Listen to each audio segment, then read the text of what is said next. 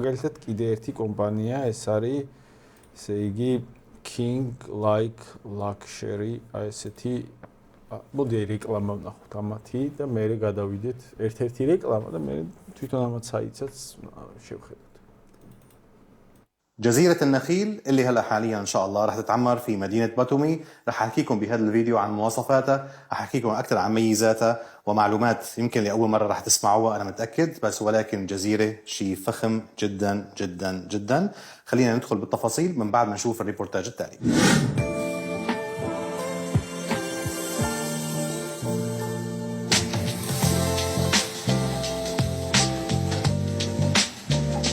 جزيرة النخيل مساحتها جدا ეხლა ენას ვერ ვიგებთ, მაგრამ თარგმნა დიდად არ შეგვილია, მაგრამ ნუ გასაგებია რომ რეკლამა არის არაბულად არაბებისთვის, ხო, რაღაცას ყიდიან არაბებზე.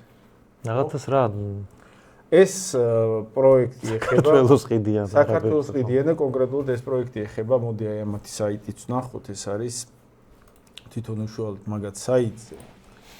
აი გადაიყვანეთ ახლა შეგიძლიათ აი ახლა ადრო რო გადაიყვანეთ ეკრანზე.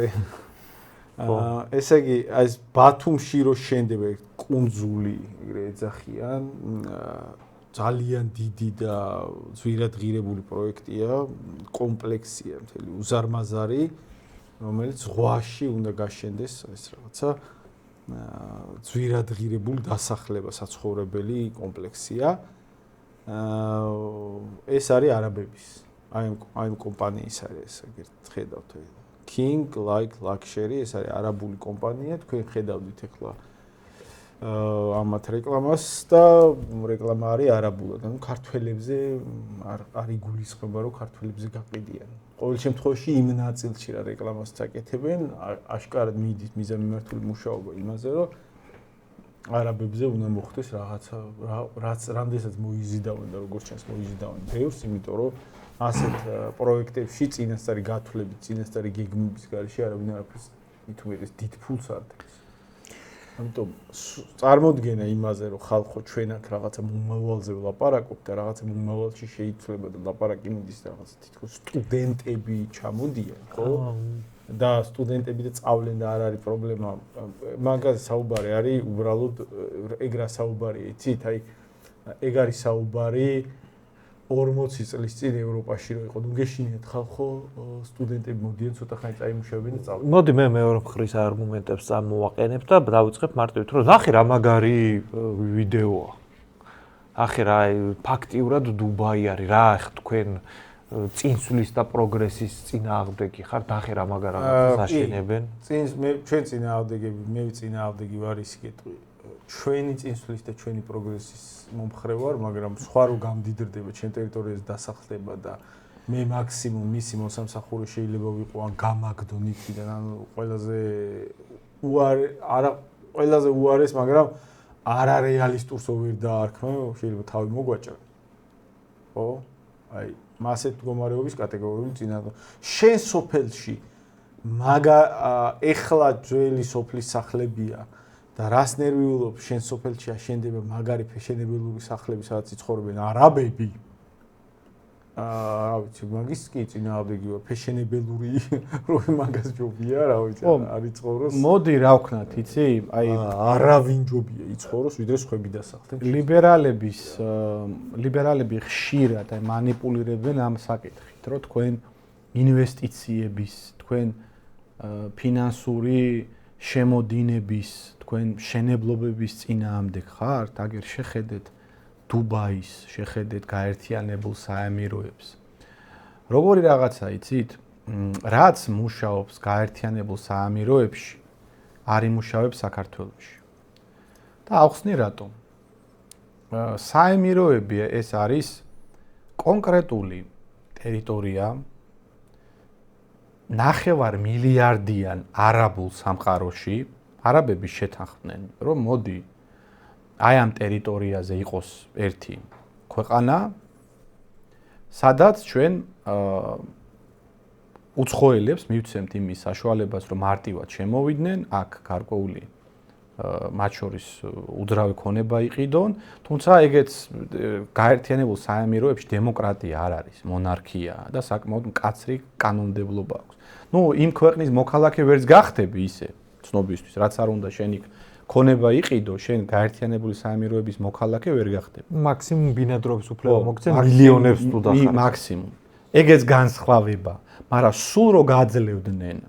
კაცო, ნუ შევადარებ ჩვენ გაერთიანებულ საამიროებს, იმიტომ რომ გაერთიანებულ საამიროებს ძალიან ძლავრი თავისი მონათესავე ერთი ჯიშის მოკავშირეები ყავთ, რომელთა საუდის არაბეთი, ყატარი, ქუვეითი და ასე შემდეგ, აი სპარსეთის ყურის ქვეყნები, რომლებიც ნებისმიერ გეოპოლიტიკურ სიტუაციაში გვერდში დაუდგებიან, კაცო, და რამე რომ მოხდეს, იომებენ კიდევაც. ამიტომ ცხადია გაერთიანებულ საამიროებში კონკრეტული ინვესტიცია არანაირ საფრთხეს არ უქმნის იქ მცხოვრებ არაბებს. იმიტომ რომ იმდენი მანდ არ ჩასახლდება. რამაც შეიძლება გრძელვადიან პერსპექტივაში 9 მილიარდიან არაბულ ისლამურ სამყაროს რამე საფრთხე შეუქმნას. აქედან გამომდინარე ნებისმიერი მანდ დატოვებული დოლარი ცხადია მუშაობს გრძელვადიან პერსპექტივაში არაბების სასარგებლოდ. იმიტომ რომ ვერ მოერევი შენ რომც რა ვიცი, იქ ჩასახლებული ვიღაცა რომც აჯანყდეს, მაქსიმუმ რასაც იზავენ, ჯარებს შეიყვანს დანარჩენი არაბული ქვეყნები ერთად კოალიციურად შეუტევენ და გაყრიან იქიდან ყველას. საქართველოს შემთხვევაში ცოტა განსხვავებული მდგომარეობა. საქართველოს არ ყავს არანაირი ძლიერი მოკავშირე გეოპოლიტიკური თვალსაზრისით. ამიტომ თუნდაც აქ კომპაქტურად დასახლებული, სულ რო საქართველოს მოქალაქე არ იყოს, მაგრამ ფიზიკურად საქართველოში ცხოვრებდეს, მაგალითად, ბინადრობის უფლების ხარჯზე. თუ ეს რაოდენობა უცხოტომელების გახდება რამოდენიმე ასეული ათასი, რაც უკვე არის, ჩვენი ოფიციალური სტატისტიკური მონაცემებით, უკვე რამოდენიმე ასეული ათასია საქართველოში მცხოვრები, საქართველოს მოქალაქეობის არ მქონე უცხოელი. იმის შინაგან საქმეთა მინისტრის მოადგილის ოფიციალური ცნობით 30,000 მარტო არალეგალი ყავს. ისიც არაბული ქვეყნებიდან და ისლამური ქვეყნებიდან. თავად თქვა, რომ რაღაც 4 სიტყვიანი სახელები და გვარები აქვთ. ანუ გასაგებია, ხო, ვიზია საუბარი. ამიტომ შენს ქვეყანაში რო ცხოვრო, სულ რო ხარ 3 მილიონი რო ხარ სულ ქართველი და შენს ქვეყანაში რომ დამატებით რამოდენიმე წელიწადში შემოვიდა რამოდენიმე ასეული ათასი უცხო კულტურის, უცხო რელიგიის მქონე მოქალაქე, რომლებსაც ძლავრი მოკავშირეები ყავთ.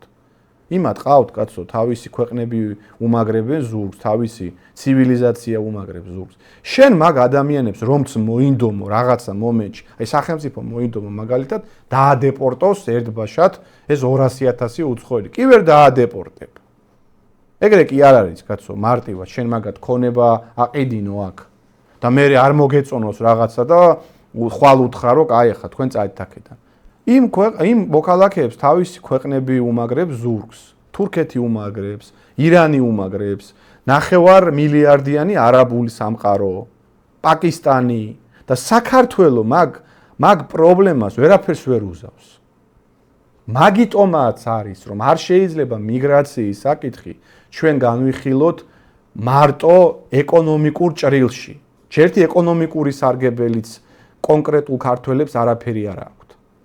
საქართველოს რიგით მოქალაქეს დიდად ვიღაცა რო ბინას ყიდულობს, შენ მაგით არაფერი სარგებელი არ აქვს. პირიქით. ბინებზე ფასები მატულობს, შენ ვერ ყიდულობ მაგ ბინას. იმიტომ რომ ძვირდება.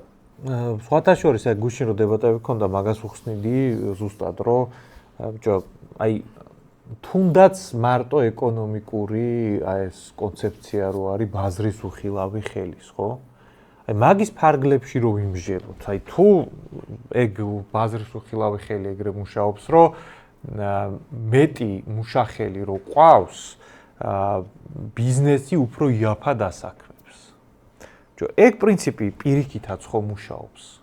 თუ უცხოეთიდან იაფ მუშახელს არ შემოვიყვანთ, დეფიციტი გაჩნდება მუშახელის შრომის ბაზარზე და მაშინ დამსაქმებელს მოუწევს ხელფასის გაზრდა.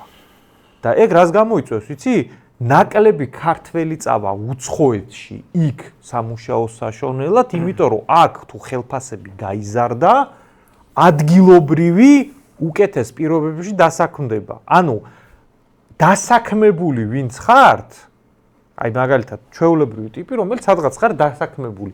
თქვენთვის, აი პირადად თქვენთვის ინტერესი იმაშია, რომ დეფიციტი იყოს ამ შრომის ბაზარზე. ანუ მაგაზე ხამობენ, რომ ეგრე მოხდეს ბიზნესი თუ დღეში ჩავარდება და ნუ რა ვიცი, მაშინ ზუსტად ეგრევე შემიძლია თქვა, რომ ეგრო პირიქით ხდება, მაშინ დასაქმებული ვარდება თუ დღეში და მოდი რა დავაბალანსოთ რა, ისე დავაბალანსოთ, რომ ადგილობრივებს ნელ-ნელა ისეთი ხელფასი გაუხდეთ, რომ უცხოეთში აღარ გაიქცნენ რა. ახლა კარგი, აი მაგ არგუმენტებს ამბობს საზოგადოების ნაწილი, ოცნებისტები ამბობენ მაგ არგუმენტებს, რომ აი ეს იაფი მუშახელი საჭიროა, თქვენი იაფ მუშახელის შემოდინებას რო ეწინააღმდეგებით, ამიტომ ამითი ეკონომიკის განვითარებას ვუწყავთ და ეს ცუდია და ეს არ შეიძლება ჩვენ მემხრობით და ნუ გირჩიც მაგ არგუმენტს ამბობს, ხო და ნაწილი საზოგადოების მაგ არგუმენტს ამბობს. და თან ამბობენ, რომ არა კაცო ჩვენ უბრალოდ აი რაღაც დროებით მისვლა-მოსვლას იქ ვიღაცა სასწავლებლად მოვამხოლოდ ამას მემხრობით და ვიღაცა ცოტა წაიმუშავებთ და გავაგდებთ და მეტი არაფერი და ნუ გეშინია. ჯერ ამათი გაგდებული მე არავინ მინახია 500 კაცს აგდებენ 30000 მიგრანტი ყავსო არალეგალი და 500 გავაგდეთ თუ ნახევარ წელიწადს. იგი 30000-თან იმატებს. მოდი რა ვიმსჯელოთ, იცი? კი ბატონო, მაგაზე ვერ ვთანხმდებით მაგ საკითხზე და ვაგრძელებთ კამათს, მაგრამ მოდი გავარკვევთ რეალური მოტივები მხარეების როგორია, ხო? ანუ მხოლოდ იაფ მუშახელს ემხრობი და მზად ხარ გამორიცხო საფრთხეები, რომელიც დიდხანს დარჩენის და აქ ფინანსური ჰეგემონიის ხელში ჩაგდების რისკებს შეიცავს. რა შუაშია მაგ ყველაფერთან ბინადრობის უფლების $100,000 გაყიდვა? ანუ იაფი მუშახელის დავუშვათ, ვერ შევთანხმდით, ვაგრძელებთ კამათს, ჩვენ ვითხოვთ იმ მუშახელის შემოდინების შეჩერებასაც, ვითხოვთ ამ კუთხითაც გამკაცრებასაც, შენ მეწინააღმდეგები, ვიღაც კოლექტიური ოცნებისტი და დავუშვათ ამაზე ვერ შევთანხმდით. და ვაგრძელებთ ჩვენ ამის ბრძოლას, შეიძლება ვერ გერევით და რაღაცა ასე ნარჩუნებ, მაგრამ აქ ხოლმე გაირკვეს საბოლოო მოტივები შენი ამაზე ჩერდება თუ ხანგრძლივად დარჩენასაც ახალისებ. და აი ამ იაფი მუშახელის ეკონომიკური სარფიანობის თემას მხოლოდ სინამდვილეში ამ დისკუსიის მოგების რაღაც ხერხად იყენებ. იმიტომ რომ აი რა შუაში ამ ყველაფერთან კაცო ბინადრობის უფლება რა აუცილებელია, თუნდაც მუშახელზე გაცემა ბინადრობის უფლებისა რა აუცილებელია, სამუშაო ვიზები არსებობს თუ აღარ გაწყობს გავუშვი უკან, გაატრიალე გავუშვი უკან. 1300 ლარი რო აქვს ვიღაცას ხელფასი. ან 50000 ლარი წელიწადში ბრუნვა. ბინადრობის უფლების გაცემის ვალდებულება კანონში რატოა ჩაწერილი ყოველ წელს განახლების უფლებით და 10 წელს თუ გადაცდა ეს ასე ბინადრობის უფლება სამუშაო ფორმით. აქ მე მუდმივი ბინადრობა რატო გაიცემა ამაზე? ან მოქალაქეობის გაცემის ვალდებულება კანონში რატო წერია? შენ თუ პრობლემა არა გაქვს ისეთი კონტროლის მექანიზმების დაწესებაზე, რომლებიც ხალხის ხანგრძლივ აქ დარჩენის უფლებას გულისხმობს. ის კი არა შესაძლებლობას თუ შენ გჭირდება. ამით უფლებებს კონკრეტული კანონით გაწერილ უფლებებს, რაც პრეტენზიები შეიძლება წამოგიყენო. თან უფლებებს ქონებრივი თვალსაზრისით $100,000 ვიღაცა რო დებს და ეს დიდ რაოდენობას ეხება, ეგ შენ ვეღარ წაუყენებ შენ კანონში მაგ კონტრაქტით თუ შემოუშვი ხალხი ქვეყანაში ქონება ფული ჩაადებინე, ქონება აყიდინე და მე ეხლა აღარ მაწყობს გიშვებო. შენ იმ ქვეყნებს შეუძლია წამოგიყენო პრეტენზია, რაც თქვი უშვებ რა აქ ამ ასეულობით $1,000,000 და $1,000,000,000 ქონება შეიძინეს ამ ქვეყანაში უშვებ ეგრე სადაა და მოდი ეს ამაზე შევთანხმდეთ რომ ესენი ამოვიდეთ. მოდი აი როგორი მომენტია იცი, ეს დისკუსია არის რამდენიმე დონეზე არასწორი რა. პირველი დონე აი სტრატეგიული დონე არის საერთოდ რას არ ვეთანხმები იცი საკითხის ეგრე დაყენებას რომ ოღონდ ეკონომიკა მოიმატოს და მოდისხვებმა იბარტყონ აქ და ჩვენ ცოტა გავხდეთ და ვიღაცა მეტი. აი სულ რომ მართლა ეგრე იყოს საქმე, რომ ეგრე არ არის სინამდვილეში, მაგრამ აი წარმოვიდგინოთ, რანაირადაც მეორე მხარე ხატავს საკითხს, ეგ წარმოვიდგინოთ, რომ ქართულ ეკონომიკას წინსვლა არ უწერია, სანამ ქართველია ქართველები არ დაცოტავდნენ და სხვებმა არ მოიმატეს. აი ეგრე რო იყოს საქმე, რავი, რად გვინდა ეგეთი ეკონომიკა არ მინდა. მოდის სხვანაირად. ოღონდ სინამდვილეში ეგრე არ არის. სინამდვილეში არის ვარიანტი, რომ ჩვენი ეკონომიკა წინ წავიდეს ისე, რომ ქართველებისგან არ დავცალოთ ეს ქვეყანა და ვიღაც უცხოთომელები არ ჩავასახოთ. ეგ პირველი დონე არის, სტრატეგიული. მეორე, როდესაც შედიხარ უკვე ამ ნიუანსებში, ხო?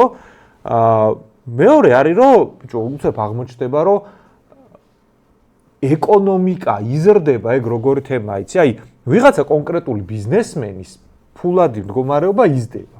მაგრამ ჩვეულებრივი მოსახლეობა, რომელიც არის მერე მსყიდველ უნარიანი აქ და რომლის საშუალო ფენის ზრდაც იწევს მერე შიდა ეკონომიკის ზრდას, ეგ შიდა ფენა უნდა გაძლიერდეს.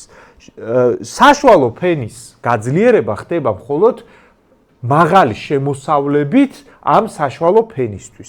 ამისთვის უნდა გაიზარდოს ხელფასები. ხელფასები რო გაიზარდოს, ამ ხალხის ჩანაცვლება კი არ უნდა მოხდეს უფრო დაბალ ფასად, რომ უცხოელები ჩამოყავს. პირიქით, აქ უნდა გაჩნდეს ისეთი დეფიციტი შრომის ბაზარზე, რომ ვიღაც ამას 800 ლარად კი აღარ უნდა ამუშავებდეს, უნდა ამუშავებდეს პირობითად 1600 ლარად. ან 2000 ლარად და ამას უკვე აღარ აქვს მერე мотивация, რომ ოღონდ კი აქედან გავიქცე. აი მე რა მაინდა და თუ საშუალო ფენა გაჩნდება ამ ქვეყანაში, რომელსაც კლავენ ხა. აი როგორები ეკონომიკა წინ მიდის, რავი, ალბათ ხა ოცნების ბიზნესმენებისთვის მართლა წინ მიდის ეკონომიკა, მაგრამ თუ ეს პროცესი არ მოხდა, ანუ საქართველოში დასაქმებულების ინტერესები საერთოდ ეგეთი მოვლენა თუ არ გაჩნდა და მარტო დამსაქმებლის ინტერესი რო არსებობს ამ ქვეყანაში, დასაქმებულის ინტერესებიც არ გაჩნდა როგორც მოვლენა, ისე არაფერი არ გვეშველება. ეს არის ეკონომიკური დონე. აი მე რა და მესამე არის შოთამრას თქვა, რომ ბიჭო, რავი, დაუშვათ მაღაზია ვერ თანხმდებით. მოდი იმაზე შევთანხმდეთ, რომ ამ ბინადრობის უფლებას ვარიგებთ ესე პანტაპუნქტით აკეთიქით რა. ანუ სამივე დონეზე სინამდვილეში ის. ხო, ეგრეთ ჩდება, ეგრეთ გება კაცო. ანუ ესე იგი ოცნების მხარე, მარტო მაგ არგუმენტს ატრიალებს ოცნების მხარე, რომ იაფი მუშახედი ეკონომიკისთვის საჭიროა, ეს განანთლებისთვის რომ ჩამოდიან ვიღაცა ინდუსები მაგალითად. ეგ ეკონომიკისთვის კარგია და მაგიტომ მაგათი გაშვების წინააღმდეგები ვართ. არ ვეთანხმებით, მაგრამ აი კარგი მაღაზე ჭედავს ოცნების მხარე ამ ის. მაღაზე ვერ შევთანხმდით. დაუშვათ მაღაზე ვერ შევთანხმდით. ბინადრობის უფლების გამკაცრება $100,000-დან $50,000 ეხლა რო გამოაცხადეთ, რო აღარ იყიდებოდეს. საერთოდ რო არ იყიდებოდეს. რა პრობლემაა? აღარ იყიდებოდეს ბინადრობის უფლება. 10 წლის ბინადრობის უფლების ქონის შემდეგ რო უადო ბინადრობის უფლება ეძლევა ადამიანს ქვეყანაში. მოდი აღარ მივცეთ. ხო იძახით, რომ ხალხის დიდხანს დარჩენას არ ვემხრობითო და ეს ხალხი ისე უკან მიდის, რას ნერვიულობთ. უკან თუ მიდის, რა გაქვთ, თუ სანერვიულო, აქ თუ არავინ არ რჩება, აქ თუ ეს დარჩენის ტენდენცია მასშტაბური არ არის, ეკონომიკაზე არ აისახება ისეთი მასშტაბის. მოდი გავაუქმოთ, კაცო, ამაში თუ პრობლემა არ არის. მე 10 წელიწადში რომ მოქალაქეობის აღება შეუძლია ბინადრობის უფლების ქონეს ვიღაცას აი იყიდა $100,000 ბინა, ან 1300 ლარი ქონა ხელფას და 10 წელი აქ იმუშავა. და 10 წელიწადში მოქალაქეობის აღების უფლება თუ რო შეუძლია. თუ არა ხარ მომხრე, რომ ამათ მოქალაქეობის უფლება იყიდებოდეს, ინდუსტრიაში გაყიდვის ფორმაა, ხო? მოდი გავაუქმოთ. საქმე მაგაში. მოდი მაშინ მაგაზე იმაზე ვერ თანხდებით, მაგრამ ვიზები დავტოვოთ ხოლოდ ერთადერთი დაშვების ფორმა, როცა იმას არანაირი პრეტენზიის წამოყენების საშუალება არ აქვს, რომ აქ ხანგრძლივად დავრჩები, არანაირი მოქალაქეობის მიღების საშუალება არ გააჩნია, არანაირი ხანგრძლივად ბინადრობის უფლების მიღების საშუალება არ გააჩნია და შესაბამისად ქვეყანა იტოვებს ექსკლუზიურ უფლებას, რომ ეს ადამიანები როცა უნდა გაუშვას და ასეთი კონტრაქტით არ შედის უცხოელებთან რაიმე მოლაპარაკებაში, რომ აქ ახლა შენ თანხა ჩადე და მე პირდაპირ ვაღიარებ შენს უფლებას, ჩემ ქვეყანაში იარსებოდა, აქედან შენი გაშვება თუ მინდა სასამართლოთი უნდა დაგიმტკიცო კონკრეტული დანაშაულები. აი ჩვენი ინიციატივა ეს საკანონმდებლო და პეტიციის სახით ზუსტად მაგიტოა ძალიან მნიშვნელოვანი, რომ რა პრობლემატიკაც არის წამოჭრილი ამ ჩვენ ინიციატივაში. მე საერთოდ არ გამიგია არც ერთი არგუმენტი, რომელითაც წინააღმდეგობაში მოდის აი ამ ჩვენ ინიციატივასთან. სინამდვილეში რა მეთოდებითაც ცდილობენ ოცნების ექსპერტები, ეგრეთ წოდებული და მათი აი ეს გამპრავებლები, ხო, რა მეთოდითაც ცდილობენ, რომ აი ეს პროცესი გაამართლონ, თითქოს ესენი სტუდენტები არიან, თითქოს ესენი რაღაც ინვესტორები არიან და ამ შემდეგ ყველა არგუმენტი არის ტყუილი სინამდვილეში, ანუ რა თქმა უნდა დეზინფორმაცია და საერთოდ წინააღმდეგობაში არ მოდის იმ ინიციატივასთან, რაც ჩვენ წამოვაყენეთ. ჩვენ წამოვაყენეთ ის, რომ საქართველოში ბინადრობის უფლება და მოქალაქეობის აღების უფლება გამკაცრდეს. ანუ ეს არის ინიციატივა. თუ კი ვიღაცა საკითხს აყენებს ასე რომ ნუ გეშინიათ, ესენი არიან სტუდენტები და მერე ისევ მიდიან უკან აქ არჩებიან, ესე იგი ჩვენ ინიციატივაში ეგ კატეგორია მაგ კატეგორიის ხალხს პრობლემას ვერ უნახეთ. ნუღა ნერვიულ. ხო, ანუ ჩვენს ინიციატივაში საკითხი მასე არ არის დაყენებული, რომ აქ სტუდენტები არიან თუ ისინი არიან, აქვე დროებით ჩამ. ჩვენს ინიციატივაში ზუსტად მაგაზეა, რომ ჯერ ერთი უვიზო მიმოსვლა უნდა გაჩერდეს. უვიზო მიმოსვლა რა შუაში, აი ვინც საკითხს აყენებს ისე რომ ვიღაცა სტუდენტი თუ სტუდენტური ვიზა გინდა, აიღებს სტუდენტურ ვიზას. ქვეყანას თუ ჭირდება. მაგრამ უვიზო მიმოსვლა რო არის დაწესებული მთელ რიგ ქვეყნებთან, გაჭირვებულ ქვეყნებთან, იმისთვის რომ იაფი-მუშა ხელი ჩამოვიდეს აქ და აქ ჩვეულებრივად იმუშაოს და მთელი რიგი კანონმდებლობაა შემუშავებული, რომ აქ იმათ დასახლება, ჩამოსახლება გაუადვილდეთ.